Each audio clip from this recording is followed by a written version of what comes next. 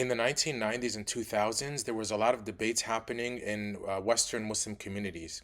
These debates, they usually revolved around how should one understand Islam. Does one understand it by going directly to scripture or by going through scholarly tradition? There were two main trends. One of them, we will call Salafism, was a very strong and powerful and appealing movement in the Western world that basically called people to follow the Quran and the Sunnah directly. Another trend was one that we'll call traditionalism, that sought to understand Islam by going through a chain of scholarships, chain of scholarship.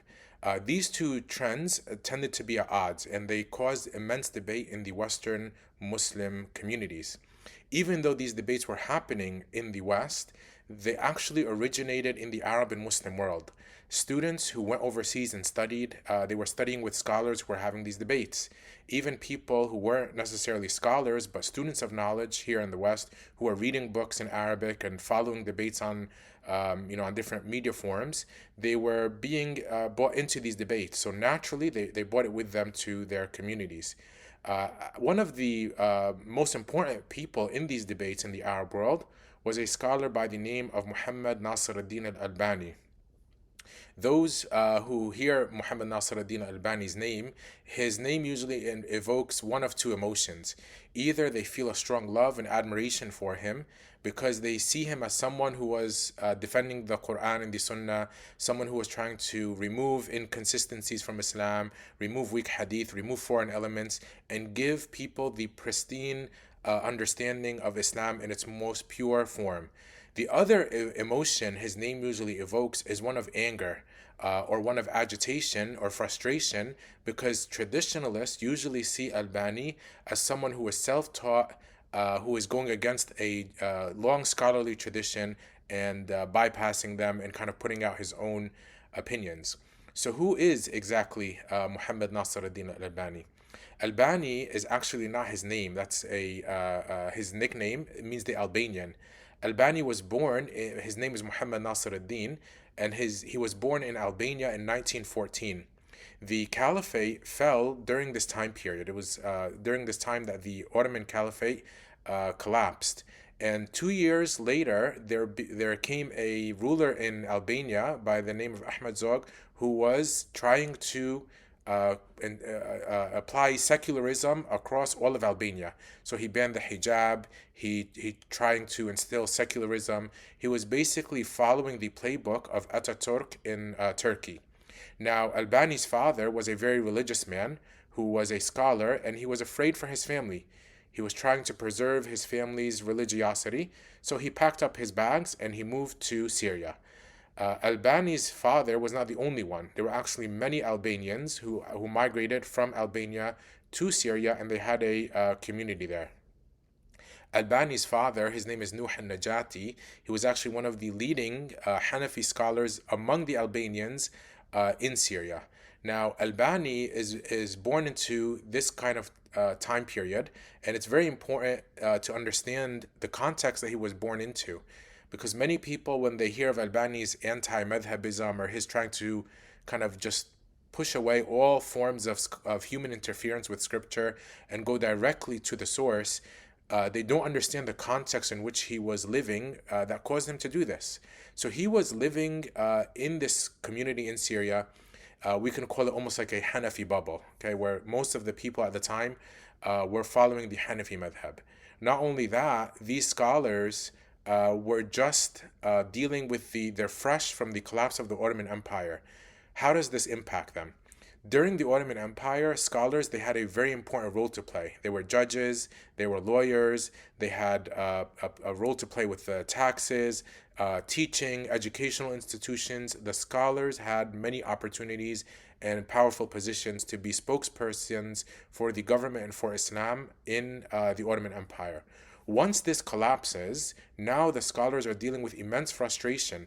They are not only dealing with the frustration of the fall of the caliphate, but now secularism, colonization, the West is advancing in technology and science and education and financially and militarily. All of this is causing them frustration.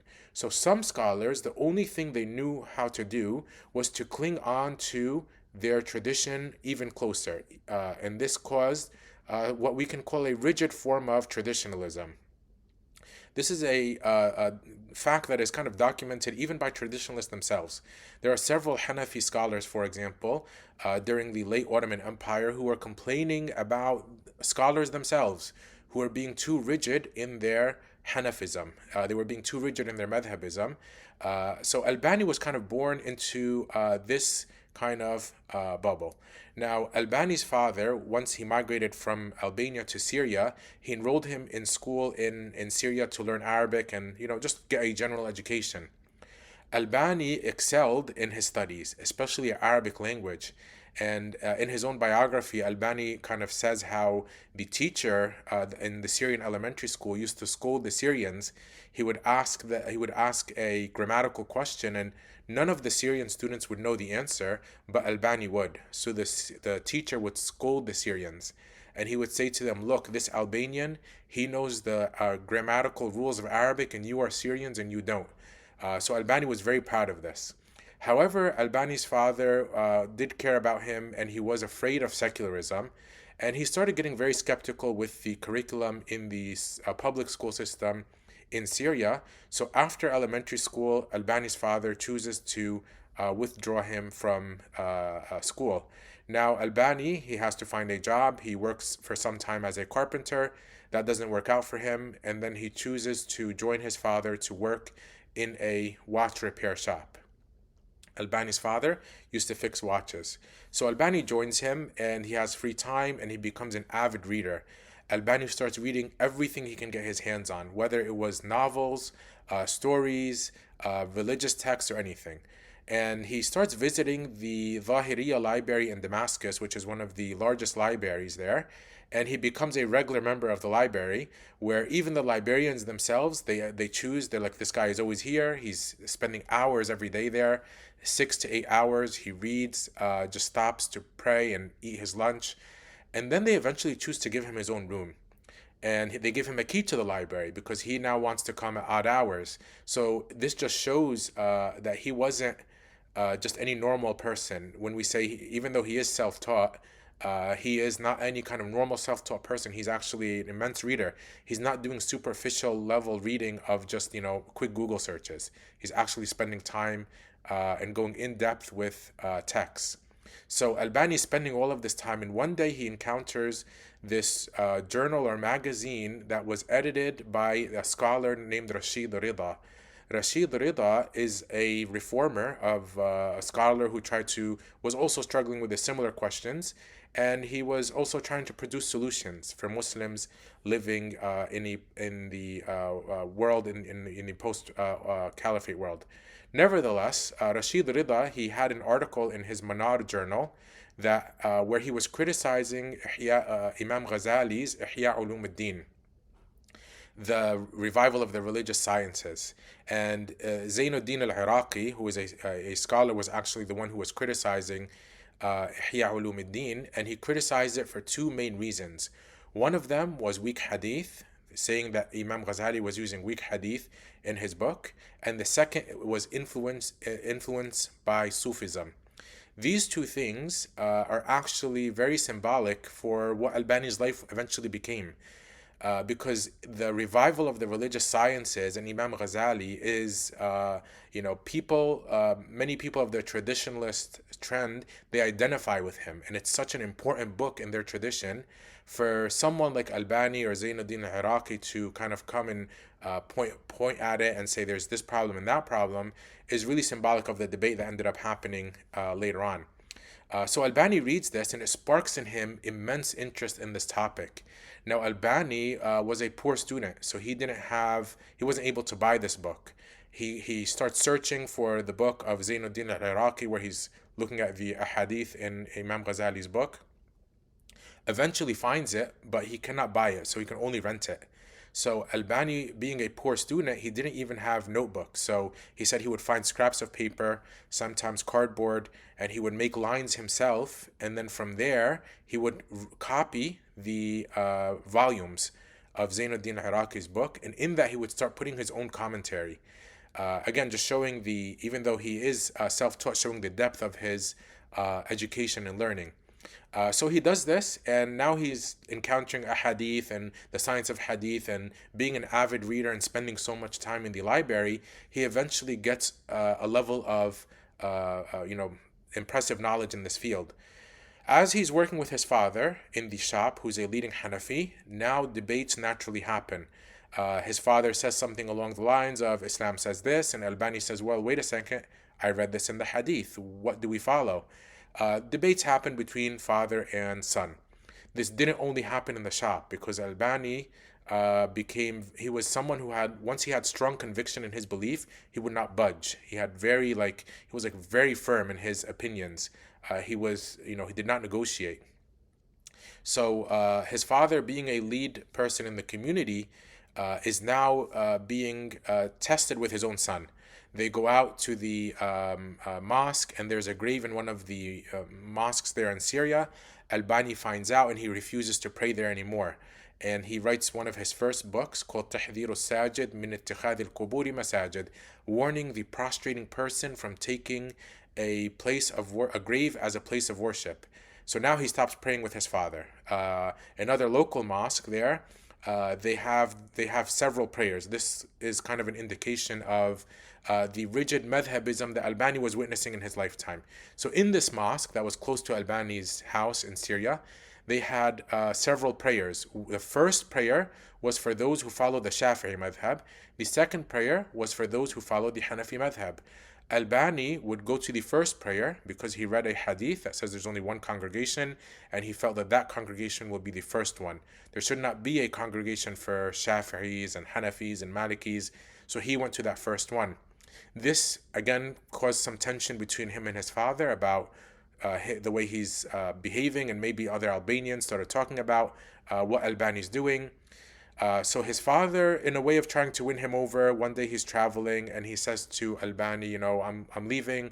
Why don't you go and lead the congregation, the Hanafi one? And this is a way of him trying to win his son over. It doesn't work. Albani refuses, and this causes some tension. Albani begins debating with different people in the Hanafi community among the Albanians. It reaches a point where his father gives him an ultimatum where he says, either you stop this back and forth, you stop this, butting heads, or you leave. You have to leave the house. So Albani chooses to leave the house. And this is just gives us a glimpse into his personality. His personality was such that, again, he was very firm in his belief, and he was willing to, go to far ends to preserve them. So in one of his interviews, actually, his student, Abu Ishaq al-Huwaini, he asked him this question. He said, isn't this considered kind of disobeying the parents? You got in a fight with your dad and you left the house. Isn't this something bad? So Al-Albani, he responds by saying, hey, what about Prophet Abraham? He said he did the same thing with his dad. And then Albani says, well, you can say that is shirk and tawheed.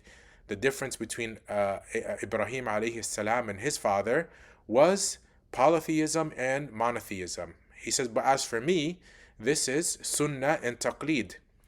Sunnah and blind following or imitation of scholars. Now, obviously, polytheism and taqlid are not the same thing, but Albani was kind of equating these in his mind and using that to justify it. So Albani leaves the house with his father gives him a few tools so he can go and open his own workshop, and he gives him what Albani says is 25 Syrian liras. Albani goes on, and he, with the help of some of his Salafi friends, he's able to open his own repair shop. He starts working, and eventually he starts getting more popular. Now he's debating with other people in Syria, and he's starting to get a following, and he starts giving classes and invited to give lectures. He starts becoming popular in the region. Now these scholars, they are getting very frustrated because Albani is going from one mosque to another, kind of negating them, saying they're blind followers, they're not following the sunnah, the hadith he mentioned is wrong, kind of doing these things that was causing agitation among the scholarly class in Syria. They file some complaints about him, and they eventually get him arrested. Now Albani, he's getting his name is getting out there, and he's now invited in 1961. The University of Medina, which is the famous university, opens in Saudi Arabia, and the Mufti of the time, Muhammad bin Abdul Aziz bin Baz, he invites him to become a teacher of Hadith. He sees his works, kind of impressed by it. He invites him to come and teach there. Albani comes and he spends 3 years there. One would imagine that being someone who is Salafi would find a home where he can fit in Saudi Arabia. However, this is not the case. Once he gets to Saudi Arabia, he begins then kind of clashing with the scholars there as well. Because Albani's loyalty was not to any person or institution or methodology, it was to the Quran and the Sunnah themselves. So when he gets there, he's teaching in the University of Medina, and he's not your traditional professor. So he notes in his biography that even as he's driving to the class, he would see students and he would pick them up in his car. Students walking on the side of the road, he'd be like, "Hey, hop in."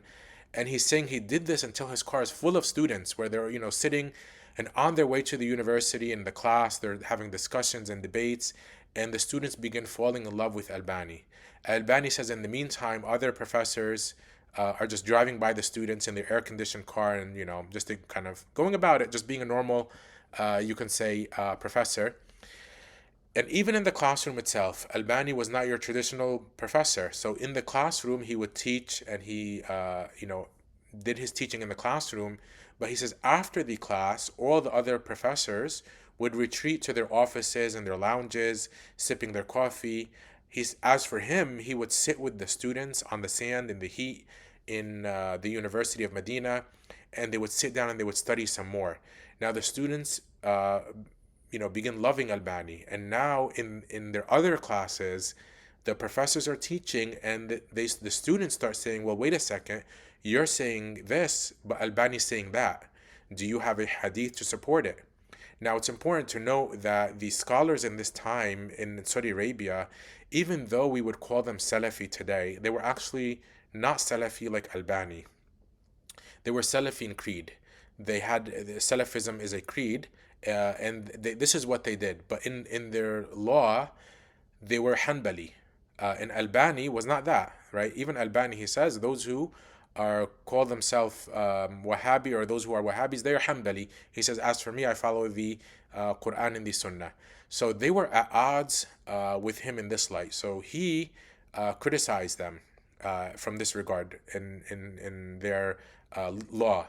Not only that, they were followers. They generally were followers of Muhammad bin Abdul Wahhab, and Muhammad Nasir al-Albani, he made some criticisms of Muhammad bin Abdul Wahhab, saying that his book has weak hadith in it, and he made some other mistakes. This causes uproar. The second thing is the general culture of dress of women in Saudi Arabia was that they wore the niqab, the face veil. And the scholars of Saudi Arabia, many of them, they said that this is mandatory. Albani, like the majority of scholars, they said that this is not mandatory, which is not that controversial of an opinion, but to say it in that time period, in that context, to those people, caused uproar. So this caused him to get more backlash. He also had other controversial opinions at the time. He was essentially making too much noise. And what ended up happening is after his 3 years, he went back to Syria, thinking that he's going to be there just for the summer and be invited again. And they eventually chose to not renew his contract, and he did not go back to Saudi Arabia. So Albani essentially has several important points that if anyone wants to know about him, they need to understand. One is Albani was self-taught. Now, this does not mean that he never studied with anyone, because he did study with some of his father's friends, like Sa'id al-Burhani. He studied, some Hanafi fiqh. He did have some teachers. He does have some ijazas. However, Albani will tell you himself that he is not a traditional student of knowledge. He will tell you that he is primarily self-taught, and he will tell you that he didn't follow a curriculum in any kind of traditional sense of the word. So his critics, they try to discredit him. They say, look, he studied only from books, he makes mistakes, He's not a real scholar. He never attended any institution or anything like that. Now, this is kind of like some back and forth about his scholarship, but no one can actually deny fairly Albani scholarship. Even though one may disagree with how he went about it, how he learned, one cannot deny that he was actually a great scholar. There are there are texts in the Zahiriya library in Damascus, manuscripts that the average person who's not a scholar cannot read. Albani read them, Albani edited them, Albani was able to access thousands of ahadith. He authenticated and weakened thousands of ahadith. This is not something that could be done by someone who was not a scholar, even though he was primarily self-taught. Now, what gives a scholar credentials? Basically, when we hear that someone, for example, went to Al-Azhar, we believe they are a scholar because the institution they are affiliated with. When we hear someone went to the University of Medina or the University of Harvard or the University of Yale University or any of these, what gives the person credentials is his affiliation with that institution. Albani does not have an institution to affiliate himself with. So, in a way, he starts giving himself authority by directly connecting himself with the Quran and the Sunnah directly. Albani, if we can summarize the purpose of his entire scholarly career, what was Albani trying to do in all of these years of his life? Essentially, we can say he was trying to clean up Islam. He was trying to clean up fiqh and hadith.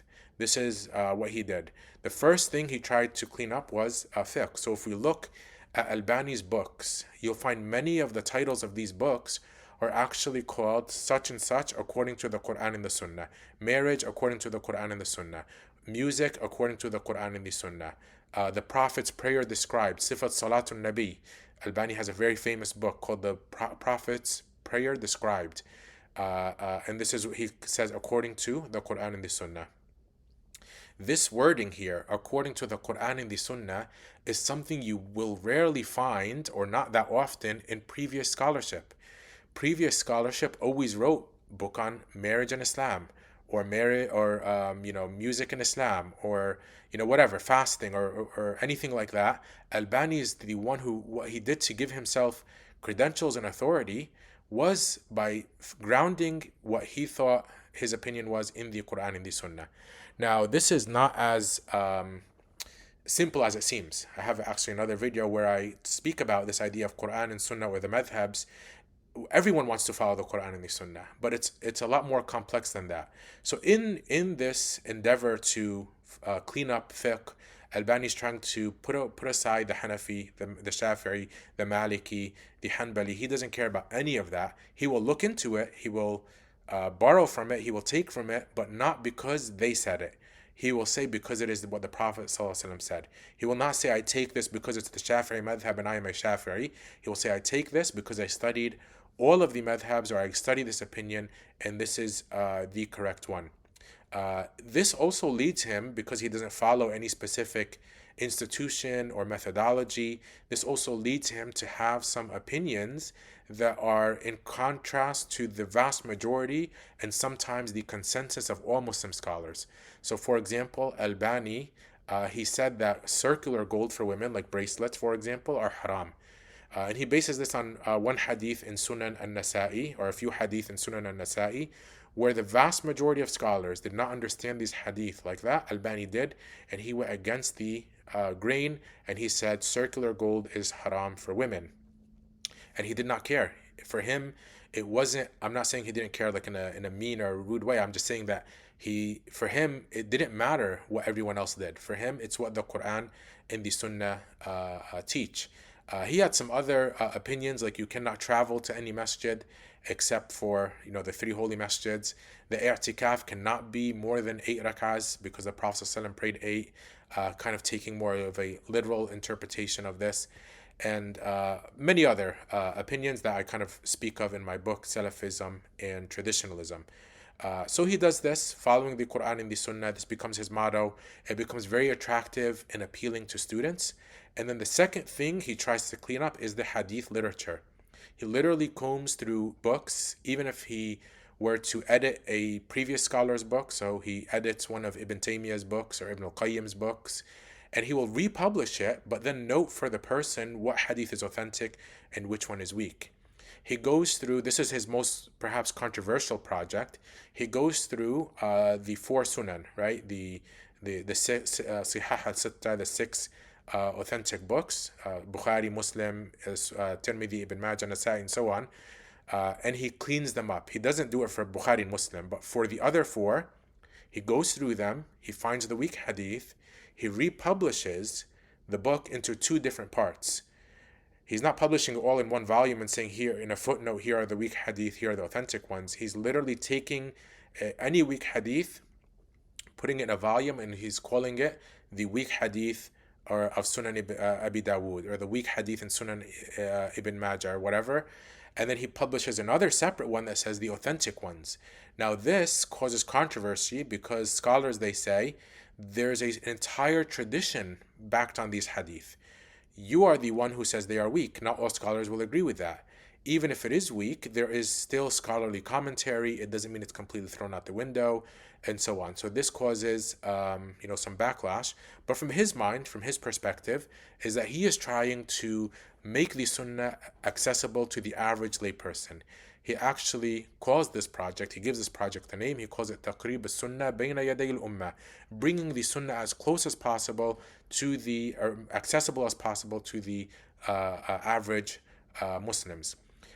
Sheikh al-Albani also, Sheikh al-Albani also rejected the use of weak hadith. Albani said that weak hadith have no purpose in Islamic law, we do not need them. Authentic hadith are sufficient for us. Now again, this is appealing. However, weak hadith, the vast majority of scholars, they believe that weak hadith have value. These weak hadith, even though Albani rejected them, and this is something I argue in my book, is that he actually did still rely on them. So in hadith, we have three categories. We have authentic, hasan, and we have da'if. There's a category of hasan, which is called hasan li ghayrihi. Hasan li ghayrihi essentially means the hadith by itself is weak.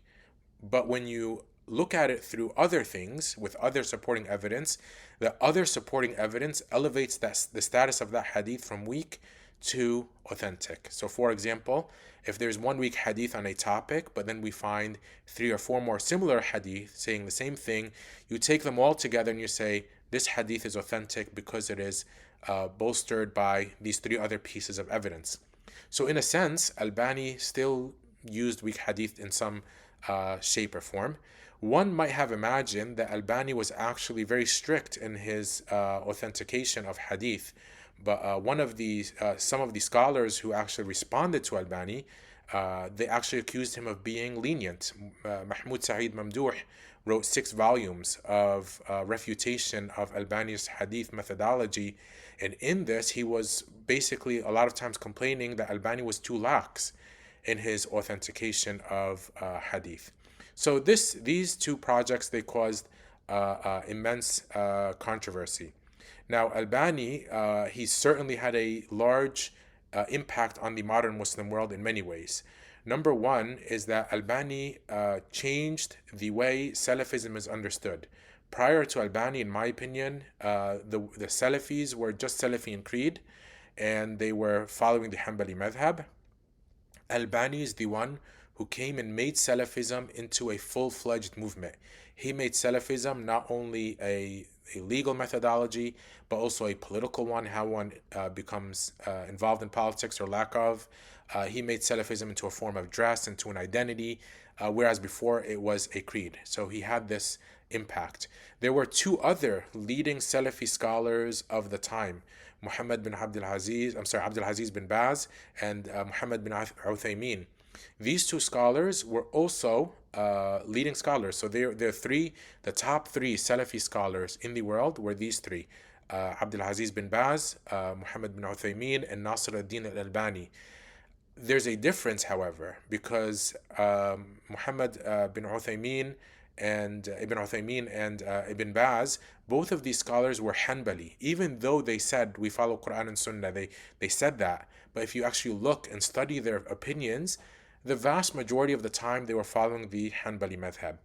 The second thing that makes Albani different than these two great scholars or scholars of the Salafi movement was that Albani was the only one who went about out and propagated Salafism.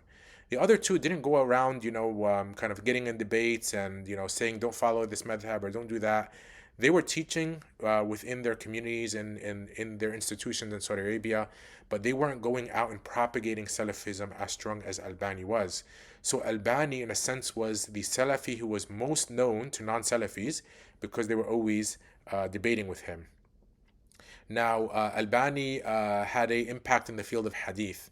It's very rare that one person in history brings about immense change. When there's a lot of change in history, it usually happens from a group of people or from a large event. However, in the field of Hadith, one cannot deny Albani's impact on this in several ways. This doesn't mean that scholars were not studying Hadith before him or while he was alive. There were many scholars of Hadith, but Albani brought about several changes. One of them was the way Hadith was cited in books.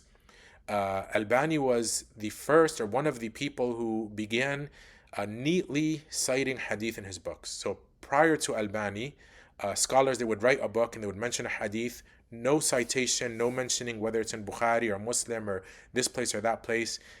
This is a generalization. Of course, there were scholars who did that, but generally the scholarly literature did not cite the Hadith or its authenticity. Now, one of Sheikh Albani's critics, named Abdul Fattah Abu Ghudda, also had a similar complaint. He was complaining similarly that Muslims are not doing this. They are not citing properly. Their books are not neat. By the way, Sheikh Abdul Fattah Abu Ghudda's books are one of the most well-researched, most well-indexed, most footnote. They have the best footnotes and citations. He does his scholarly work. Albani similarly did something like that. So Albani is kind of credited in making people do this. So you'll now read traditionalist books that kind of follow the Albani methodology of citing the Hadith, not only citing it and saying where it is, saying whether it's authentic or not. Again, this is something that is relatively new. The second thing is that Albani brought about a revival in interest in the science of Hadith through his students and even through his critics, by kind of forcing his critics to go back and hit the books and have this debate back and forth. It did bring about this revival in interest in Hadith. So Sheikh Muhammad Nasir al-Albani, he had this tremendous impact on the field of Hadith and also generally in Islamic studies. Now, again, Muhammad Nasir al-Albani, if you look at him, you're going to find him to be a very controversial person. In my book, I actually take both sides. There's dozens of books written against him, and he wrote dozens of books, in his own defense. On top of that, audio lectures. There's so much back and forth between these scholars, and it's ultimately about how does one understand and interpret Islamic tradition. So Muhammad Nasir al-Albani was this powerhouse of a scholar who brought about immense change, but he was nevertheless kind of in your face, harsh, controversial, and this is something he himself would note about his own personality, or his students would note about his own personality. And he was very charismatic, and this caused many people to follow him, but it also caused many people to despise him.